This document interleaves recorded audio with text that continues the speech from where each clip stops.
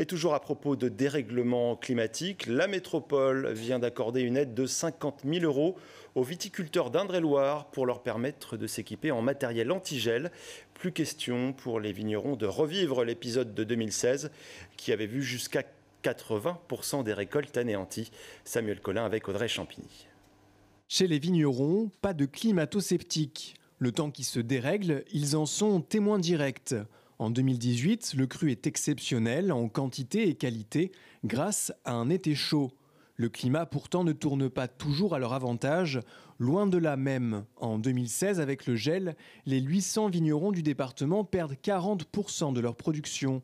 Et en juin 2013, c'est la grêle qui ravage le vignoble de Vouvray. Face au bouleversement, ils réfléchissent comment s'adapter. Il faudra travailler aussi ce grain de manière différente, ce raisin, ce jus de raisin de manière différente. Donc c'est tout un changement, je pense. Et il est clairement visible aujourd'hui. Les vendanges, en 20 ans, elles ont avancé de 15 jours. Là, ce n'est pas une vue de l'esprit, c'est une réalité. Aujourd'hui, le risque numéro 1, c'est les gels tardifs du printemps. Des techniques existent pour garder l'air chaud près des bourgeons, tour à vent, aspersion ou encore iodure d'argent. Face aux aléas climatiques, la métropole souhaite aider la filière viticole de tout le département. Ces systèmes anti-grêle vont ainsi passer de 28 à 37. À cela s'ajoutent 75 nouvelles stations météo. Le but, créer un réseau avec des données ultra précises.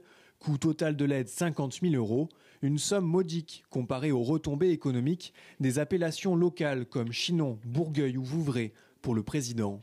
Ça résonne dans la tête des gens. Ça devient une région qui est une région plaisir. Ça les incite à venir. Et ces 50 000 que l'on met là, c'est infiniment moins que le bénéfice que nous récupérons de la venue des gens qui viennent chez nous, consommer nos vins et qui en profitent pour faire un peu de tourisme. Reste qu'avec un autre climat, il faudra peut-être changer pour des cépages mieux adaptés. Un choix sur le long terme qui va demander de modifier les critères des appellations.